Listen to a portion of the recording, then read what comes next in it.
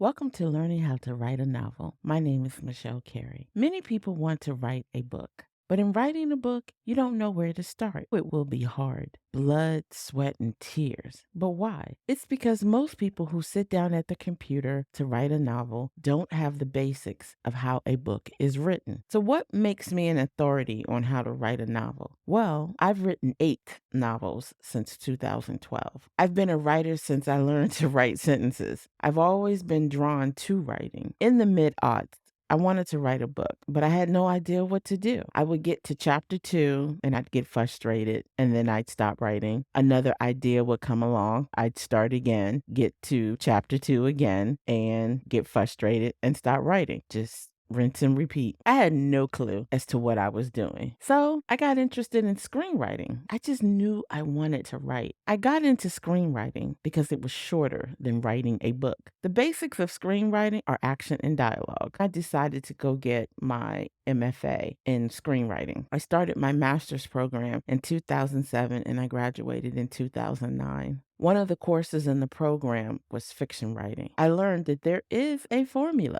We know that stories have a beginning, a middle, and an end. But what happens during that beginning, middle, and end? Once you really know the formula and once you really start to understand what writing a book is really about, it really does open up a whole new world for you. It makes things so much easier. So, what is creative writing? Creative writing is a form of writing that encompasses a wide range of literary genres. It's typically characterized by imaginative or innovative nature rather than more structured or factual form of writing, which is nonfiction usually in writing. And so while traditional academic or technical writing often focuses on imparting specific information or adhering to certain structured formats, creative writing places an emphasis on the storytelling, the self-expression, and the creation of original characters, worlds, or narratives. So in creative writing, it could take many forms, including but not limited to, one, of course, fiction. This category includes novels, short stories, and flash fiction. It's characterized by the characters, the plots, the settings that are invented by the writer. Next, we have poetry. This form of creative writing uses rhyme and rhythm and metaphor to express feelings or ideas. Then we have screenwriting and playwriting. These are scripts for films, television shows, plays, or other forms of performance. They combine dialogue and stage direction to create a narrative that will be performed. And then lastly, we have creative nonfiction. Now, this genre takes real life experiences and events and tells them in a narrative or creative style. It includes memoirs, personal essays, travel writing, and more. The primary goal of creative writing is to engage the reader and invoke emotions or thoughts. And this type of writing often involves developing a unique voice, crafting vivid descriptions, building believable characters, and designing compelling plots.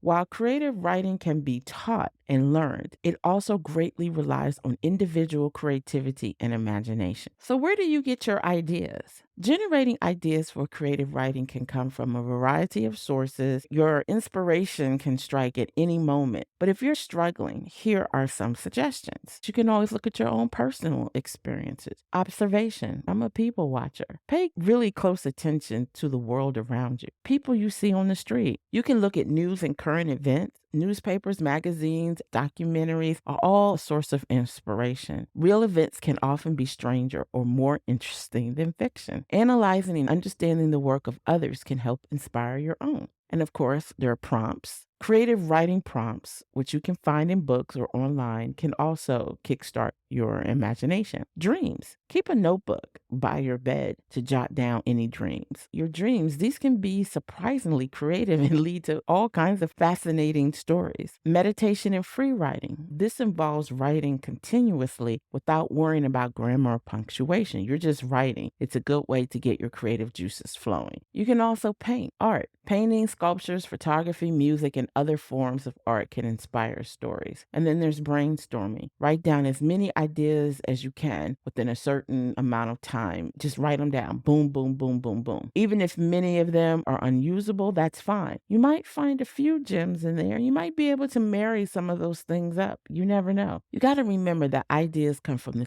simplest of things. It's not always about the originality of that idea, but how you develop it into a unique and an engaging piece of writing. Patience, practice, and persistence are key in creative writing. But how do you plan your creative writing? Planning your creative writing can greatly improve the structure and the flow of your work in progress. First is idea generation. So you can begin with an idea, the brainstorming and taking your personal experiences, things that have gone on in your life. So you begin with this idea. You find this really interesting and compelling. It could be a character, it could be a situation, it could be a theme, or even just a single image or phrase. It's something that's resonating with you. The initial idea doesn't have to be fully formed, but it's something you'll develop throughout your planning and writing process where you'll start to see the story unfold in front of you. Then, of course, you can always outline. Once you have a basic idea, you can start developing a rough outline of your story. This could be a basic beginning, middle, and end type of structure, or you can follow a more detailed model like the hero's journey. The next is character development. You got to figure out, what are your characters' goals? What are their motivations? What are their flaws? How do they change over the course of the story? We also have world building. That's mostly like science fiction or fantasy. You'll need to spend a lot of time building that world. Like, how do things work in that world that you're setting out? Because it's different from reality. It's different from this world. So what are the rules of this world? What kinds of societies and cultures exist within this world? You also have research. So if your study requires knowledge of certain subjects, you got to take the time to do the research, because this can also lend to the credibility and depth of your writing. Some writers prefer to plan, I would say, meticulously before they start writing, while others prefer to start writing with the loose idea and see where it takes them. But it is all about finding what method suits you. It's all about you. And it's about finding a method that suits your individual writing style. So we have research and settings. Research and understanding settings are critical aspects of creative writing for a number of reasons. The authenticity. When writing about a specific time period, location, profession, or any situation that you're not personally familiar with, it is crucial to ensure accuracy, because readers who are familiar with these elements will quickly notice and may be turned off by your inaccuracies. So research helps to bring a level of authenticity to your writing that can engage your readers more deeply. Next is creating believable worlds. If you're writing in a genre such as science fiction or fantasy, you have to understand settings and how to conduct the research into these real world situations, because this will help you to create a more believable and immersive world. The setting of a story often has a significant impact on who your characters are, how they will behave, and what challenges they will face. A deep understanding of the setting can therefore add to character development. Plot development. Understanding the setting can also influence the plot. You have to be able to engage the reader's senses, because detailed and accurate descriptions of settings can help to engage readers' senses, drawing them more deeply into the world of your story. You can be more convincing in your writing when you have done the research and you have a thorough knowledge of this world that you're trying to build. Now, let's move on to characters. Characters in creative writing are the individuals that exist within the narrative of your work. They can be people, animals, or even innate objects or abstract concepts, depending on the nature of the story. Characters are crucial to most forms of the creative writing process. Why? Because they drive the plot, they undergo the growth or the change, and they create the emotional connections with the reader. So here are some types of characters you may see in a story. Of course, you have the protagonist. This is the main character. The protagonist often faces a problem or conflict that they must resolve by the end of the story. Who tries to stop the protagonist? But the antagonist. This character, or sometimes a group of characters, or even a force of nature, opposes the protagonist, providing the conflict that drives the story. Then we have your supporting characters. These characters help to flesh out the story. They often add depth and complexity to the narrative. Now let's move on to show, don't tell. Show, don't tell is so important in the writing process. It refers to the technique of using descriptive sensatory language to help the reader experience the story, rather than simply stating facts or telling the reader what's happening or how to feel. It encourages us writers to paint a picture with the words so that readers can infer what's happening, how the character feels based on what's shown to them. If I told you how the character was feeling, you wouldn't feel any kind of connection. You would just be like, oh, okay, if that's how they feel, that's how they feel. But when you show how the character is feeling, you feel those emotions with the character. So let's break down an example of tell. John was angry at his friend. In this sentence, we're simply telling you that the reader that John is angry. But if we show you that John is angry, we would write, John's fist clenched, his face turning red as he glared at his friend. In this sentence, in the second sentence, we're showing you John's anger through his actions and physical state, allowing you as the reader to infer his emotion. And this is what you want in your writing. You want the readers to feel as if they are on this journey. Here's why show, don't tell is often considered good advice. One, it engages your readers. When you show rather than tell, you engage the reader's imagination, inviting them to picture the scene in their mind and draw their own conclusions. And lastly, with show, don't tell, it does show your character's personality. By showing a character's actions, reactions, and decisions, you reveal their personality to the reader. This is usually more effective and believable than simply telling the reader what a character is like. It is important to note that show, don't tell is a guideline rather than a rule, and there are times when telling can be effective. You have to know when to do that, especially when you need to convey information quickly or efficiently to avoid unnecessary detail or maintain a certain pacing in the story. Outlining. Outline, outline, outline. Outlining in writing involves creating a structured plan or quote unquote a roadmap of your story before you start the actual writing process. An outline can be a very helpful tool in organizing your thoughts, developing your plot and characters, and ensuring that your story has a balanced structure. Outlining can be very detailed or very general, depending on your personal style and the needs of your project. Some writers prefer a more flexible approach, while others find that a detailed outline helps them stay focused and avoid plot holes or inconsistencies. Now, me, I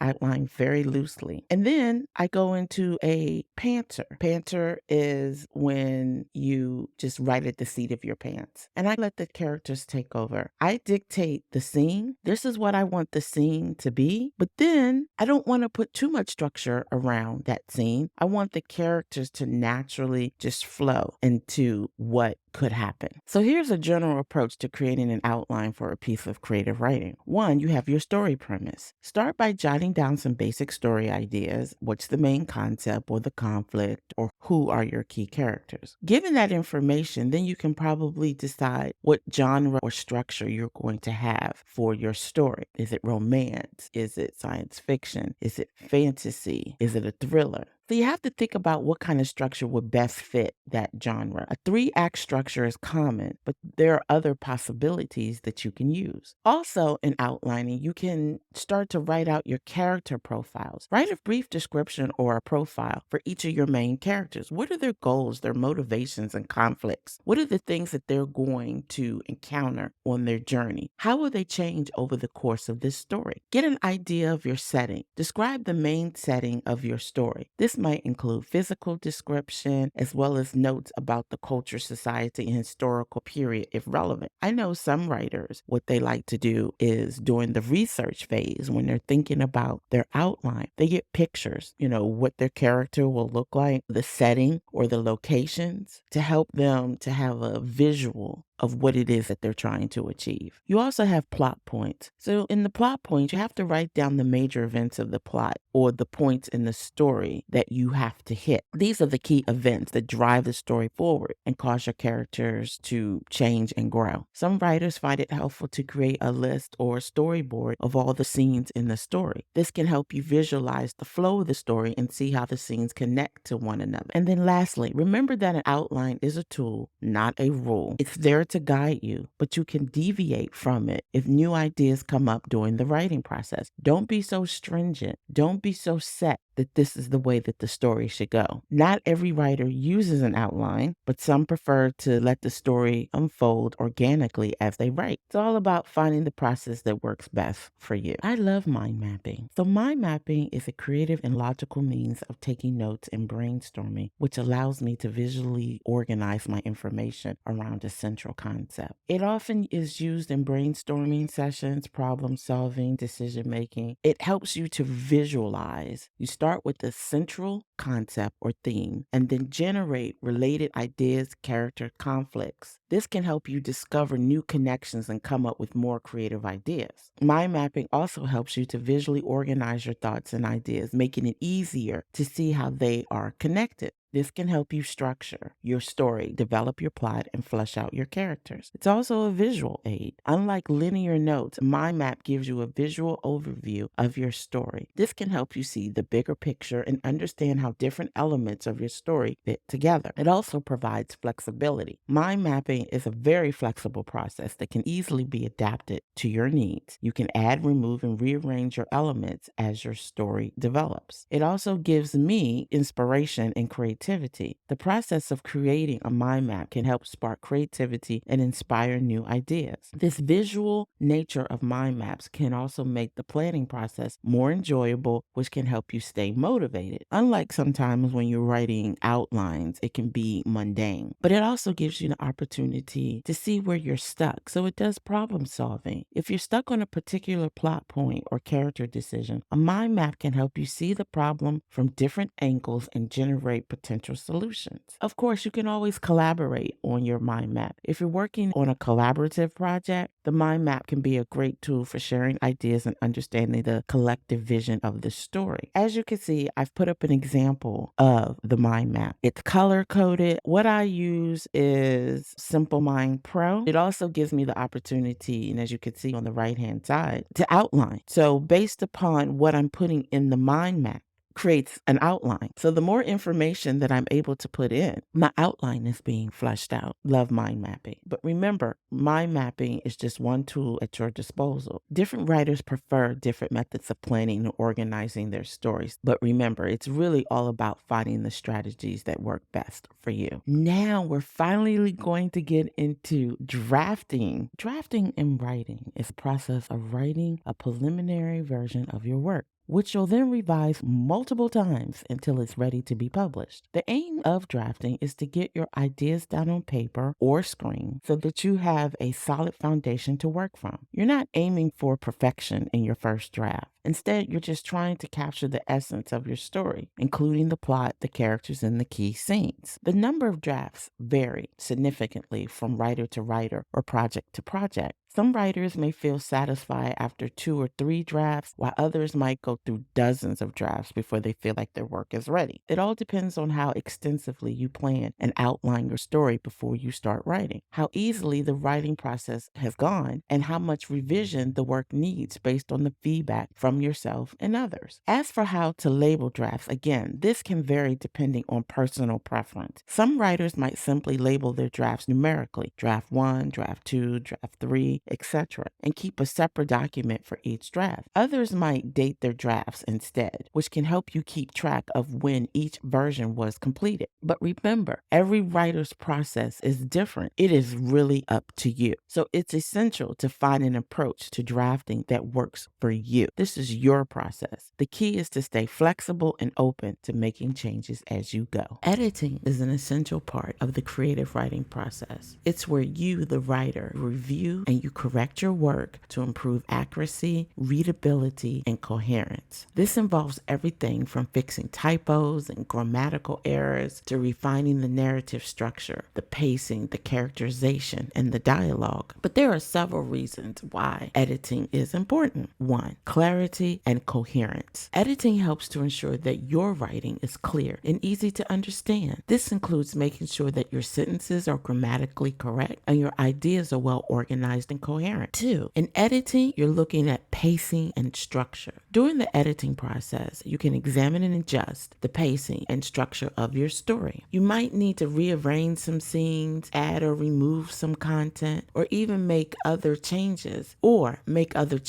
to improve the flow of your story. When you're editing, you're also looking at your character and your plot development. Editing also gives an opportunity for you to refine your characters and your plot. You can add depth to your characters, you can strengthen the conflict and the resolution, and make sure the plot is engaging and satisfying. But editing also is the process of polishing and refining your story. This can include enhancing descriptions, refining language and your style, improving dialogue, and making sure every word counts. And while AI and software can be useful for catching typographical errors, grammar issues, and some stylistic inconsistencies, they are not yet capable of replacing human editing entirely. AI can't fully understand subtleties of language context, your character development, your plot intricacies, or even the emotional resonance of the piece. Therefore, while AI can be useful for the initial rounds of editing, human input is still crucial to the depth of editing and refinement. So here are some types of editing. There's developmental editing, there's line editing, there's copy editing, there's proofreading. In developmental editing, this is the high-level overview of your overall structure. It addresses issues like pacing, plot, character development, and thematic consistency. You have line editing. This involves a close review of each line of your text. The editor will focus on improving sentence structure, clarity, flow, word choice, and voice. Also, you have copy editing. In this stage, this involves correcting grammar, punctuation, spelling, syntax, and other language areas. It may also include checking facts and consistency. Then you have proofreading. This is the final stage of editing, focused on catching any remaining errors in spelling, punctuation, or formatting before publication. Editing is a multi-layered and critical process in the creative writing space. And while AI can assist in certain areas, it cannot yet replace the nuanced understanding and judgment of a human editor. Because human editors do that developmental editing, the line editing, the copy editing, and the proofreading. Once you get those things done, we can now move on to beta readers. Yes, beta readers. I think beta readers is one of my most favorite steps in the process because I know I'm almost done. Beta readers are individuals who read your manuscript before it's published to provide feedback to you, the writer. They play a crucial role in the writing process because they provide you, the author, with an outside perspective of your work. Up until now, you've only had the perspective of yourself and your editor. But now you get to reach out to the real world and see how well does your story flow. Here are some reasons why beta readers are important. 1, they give a fresh perspective. As a writer, it can be difficult to objectively evaluate your own work because you're so close to it. That's your baby. Beta readers provide a fresh set of eyes and can spot issues that you may have missed. 2, your reader experience. Beta readers can give you an insight into the reader experience. They tell you whether your story is engaging, whether your characters are believable and relatable, and whether there are any confusing or boring parts that need to be revised. Then they also provide a diverse opinion. Every reader is different, so getting feedback from multiple people can give you a better idea of how your story will be received by a broader audience. Beta readers can help you grow as a writer by pointing out your strengths and your weaknesses. This feedback can be invaluable to improving your craft. The number of beta readers you should have, it varies depending on your needs and the complexity of your manuscript. But generally, 3 to 5 can provide a variety of viewpoints without overwhelming you with feedback. However, if your work is targeted to a specific specific or niche audience, you might want more beta readers to get a broader range of opinions. Now, I would say you also have to be careful about the beta readers that you get, because if you're writing a sci-fi novel, a book, don't get a romance beta reader. They're not interested in that. So as far as finding beta readers, you can reach out to friends or family members who enjoy reading, join writing groups or workshops, or use online platforms, and respect the time and effort that your beta readers are putting into reading your manuscript to helping you. Once you've gotten your feedback from your beta readers, you have to go back through a series of edits once again. Use the feedback that you get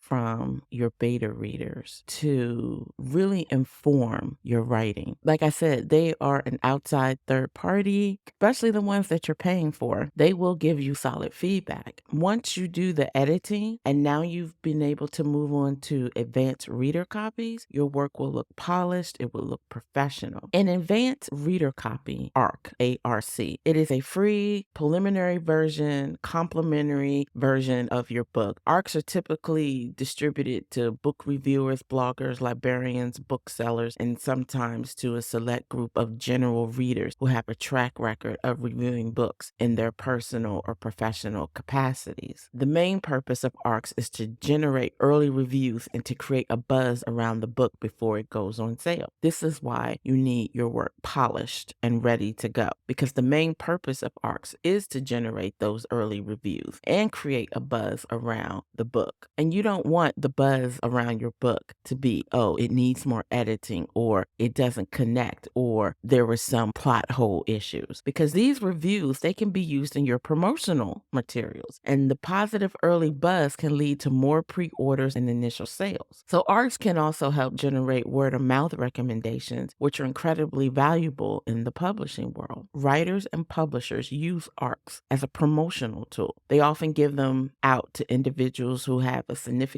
influence in the book communities, such as the book bloggers, like I said, the reviewers, or the industry professionals. And these individuals can help generate a lot of early reviews and create buzz around your book. So how many ARCs should be given out? It really just depends on your promotional strategy, your budget, and your target audience. For traditional published authors, this decision is usually made by the publisher. For self-published authors, this would depend on your budget and the resources for physical ARCs, because they can be expensive to produce and ship. So it depends, but you can use a small targeted list of recipients who are likely to read and review your book, and that can be more effective than a large, less targeted list. It is worth noting that with the rise of digital publishing, of course, like ebooks, electronic advanced reader copies, e-ARCs, have become more common. These, of course, are less expensive to distribute because they can reach a global audience. I use Booksprout, but there are other places. There's Book Sirens, there's NetGalley. These are all paid services that help you manage ARCs and connect your book with people who want to read stories for free. It's also crucial to understand that ARCs, sometimes they're not finished products. They often have not gone through the final stages of proofreading, so minor errors may be present. The cover may not be final, and in some interior design elements may be missing or subject to change. My ARCs that go out are pretty much the final copy because I want those reviews to be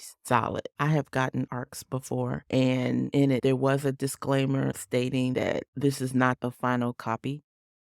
I have reviewed ARCs before, and there was a disclaimer in there stating that there may be minor errors, that this is not the final stage, and it did not have the final cover, but for the most part, the book was pretty polished. Recap. We have covered a lot of ground, so let's recap the main points. 1. What is creative writing? This refers to writing that's imaginative or inventive, such as novels, short stories, poetry, and screenplays. The key elements of creative writing include setting, characters, plot, conflict, and resolution. Idea generation and planning. Ideas for creative writing can come from anywhere, such as personal experiences, observations, or existing works of literature. Planning your writing can include outlining the plot, developing characters, setting the scene. Mind mapping can also be a useful tool for brainstorming and organizing your thoughts. Drafting and editing. Drafting is the process of writing the initial version of your story, while editing involves refining and improving this initial draft. The number of drafts necessary varies from writer to writer and from project to project. There's AI and software that can assist in the editing process, but they can't replace the nuanced understanding and judgment of a human editor. Different types of editing include developmental editing, line editing, copy editing, and proofreading. And then we have beta readers and ARCs, or advanced reader copies. Beta readers are individuals who read a manuscript before it's published to provide feedback. They offer a fresh perspective and help improve your manuscript. Advanced reader copies, ARCs, are preliminary versions of a book distributed before the publication to generate reviews and create a buzz. The number of beta readers or ARCs can be based on the writer or your publisher and your promotional strategy and resources. That's our recap. Now that we've gotten through the creative writing process and what it takes to write a book, let's look at some types of publishing. You have traditional publishing. In traditional publishing, an author sells the rights to their book to a publishing house, which then takes on the responsibility of producing, marketing, and distributing the book. The publisher bears the financial risk and pays the author in advance and royalties. The author also benefits from the prestige and resources, of course, from this publishing house, which typically includes professional editing, design, and marketing. However, the process can be slow. The author loses some creative control, and it can be difficult to get a book deal without a literary agent. Some examples of traditional publishing houses include Penguin Random House, HarperCollins, Macmillan Publishers, or Simon & Schuster. But then on the flip side, we have self-publishing. In self-publishing, the author takes on the role of being the publisher. This means the author is responsible for all the aspects of producing, marketing, and distributing the book, either by doing the work themselves or by hiring professionals to help. Self-publishing can be faster, and it also allows the author to maintain complete creative control and have potentially higher royalties. However, it also requires a significant investment of time and energy, money, and the author may struggle to achieve the same level of distribution, recognition, or marketing reach as a traditionally published book. Some platforms that offer self-publishing services includes Amazon Kindle Direct Publishing, also known as KDP, Smashwords, Lulu, Ingraham Spark, Draft Digital, Kobo, Barnes & Noble, Google Play Books, Apple Books. But it is important to note that both traditional publishing and self-publishing have their pros and cons, and the best choice depends on you, the individual, what your goals are, your skills, your resources, and the nature of your book. Some authors choose to do both, and that's known as a hybrid publishing, where they might traditionally publish some books while self-publishing others, and that would be all written into their contract. There are quite a few authors that have taken the hybrid publishing route, utilizing both traditional and self-publishing for different projects. So here are a couple of examples. There's Hugh Howey. Hugh Howey initially self-published his novel Wool as a series of novellas on Amazon, and then the series gained popularity. He signed a deal with Simon & Schuster for print distribution while retaining digital rights. Wool is now made into a series on Apple Plus TV by the name of Silo. Bella Andre has been both traditionally published and self-published. She turned to self-publishing for her Sullivan's series and later signed a print-only deal with traditional publishers. There's Michael A. Stackpole. He is a fantasy and science fiction author known for his Star Wars and Battletech books. Stackpole has been traditionally published, but also advocates for self-publishing, especially for novellas and short stories. Those are just a few authors that represent the flexibility and the possibilities available in the publishing industry today. By combining both publishing routes, they're able to capitalize on the advantages of each and tailor their approach based on the needs of their individual projects. Software. So what should you use to write your manuscript? Writing a manuscript requires careful organization, planning, and execution, and there are a variety of software options available to assist writers in your process. Here are some popular options. Microsoft Word. This is a standard in writing. It simplistic, and its wide usage makes it a popular choice. There's Google Docs. This is free. It's web-based software, which allows for easy sharing and collaboration, making it a good choice for writers who wish to share their work with others for feedback. Then there's Scrivener. This is a comprehensive writing tool designed specifically for long-form writers. It offers robust outlining, tagging, and drafting features that can help writers organize their complex projects. There's Final Draft. Final Draft is widely used in the film and TV industry. Final Draft is a screenwriting software that automatically formats scripts to industry standards. There's Ulysses. This is a distraction-free writing app for Mac users that supports a clean interface and markdown formatting. Evernote, believe it or not. Although it's not specifically a writing app, Evernote is a great tool for writers to organize notes, ideas, and outlines. Then there's YWriter. This is a free writing software that's good for writers who prefer to write scenes instead of in a linear way. It allows for you to easily rearrange scenes.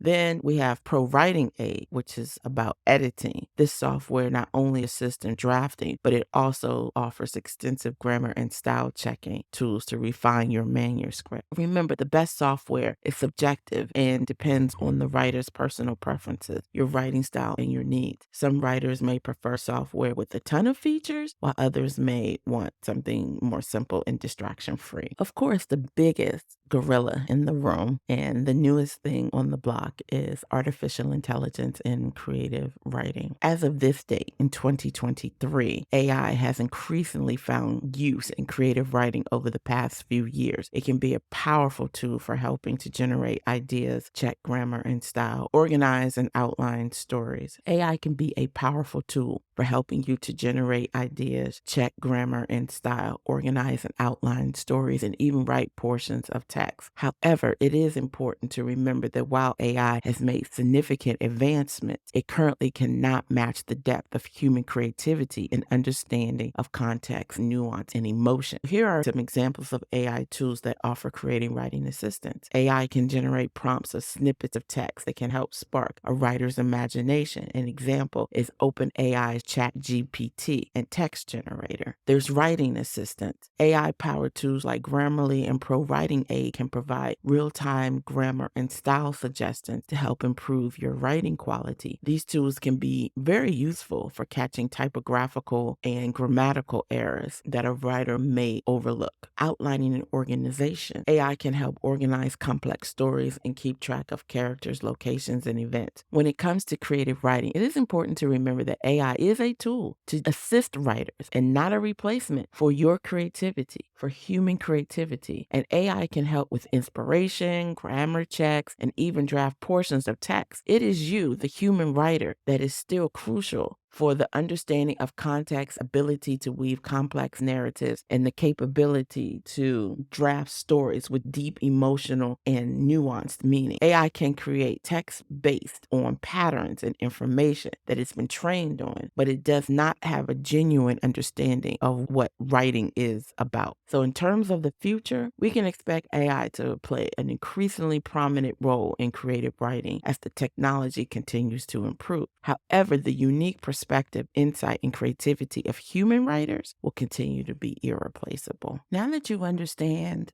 what goes into a book and you have a keen idea of what traditional versus self-publishing is about and the different types of software you can use and how AI factors, one of the most important things is having a good writer's setup. A good writing setup really depends on you. You as a writer, your personal preferences and your habits. But here are some elements that many writers find beneficial to their setup. A comfortable workspace. Of course, you need a comfortable chair and desk. You are sitting for long periods of time. You need good lighting. Good lighting is important for reducing eye strain. Quiet environment. Many writers prefer a quiet place to focus. If you can't control the noise level in your environment, consider using noise canceling headphones. Now, on the flip side, you may not need a quiet environment. You may need music. Put your headphones on or put the music on in your office or whatever room you're going to set up to write, and that may help you. You also want distraction-free writing tools. Depending on your preference, this could be a notebook and a pen, a computer, or a tablet with writing software. Note-taking tools. These are essential for jotting down ideas. You could use physical notebooks, sticky notes, or digital tools like Evernote or Google Keep, but you need something, maybe even like GoodNote, to just jot down your ideas. Physical and digital storage. For organizing materials, drafts, and notes, physical filing system, cloud storage, or tools like Scrivener can be helpful. Inspiring items. Many writers like to have items that inspire them in their workspace. This could be favorite books, art, photographs, a vision board, or anything else that stimulates your creativity. Writing can be a marathon, not a sprint. Keeping water and healthy snacks on hand can keep your energy levels steady. Remember, what works best will depend on your personal preferences and writing habits. Some people need complete silence, while others work better with background noise. Some prefer a minimalist setup, while others like to be surrounded by inspiring objects. The important thing is to create a space where you feel comfortable and where you can focus, and that supports your creative process. And this concludes this presentation. Creative writing is a beautiful journey of exploration, imagination, and expression. Whether you're planning your first story or polishing your latest manuscript, remember each word you write brings you closer to your goal. Continue to learn and experiment, and most importantly, to write. If you'd like to connect further, find resources, or explore more about my work, you can find me, Michelle Carey, on Linktree. But thank you for your time and interest in creative writing. Remember, your story matters. Keep writing, keep dreaming, and keep reaching for those stars.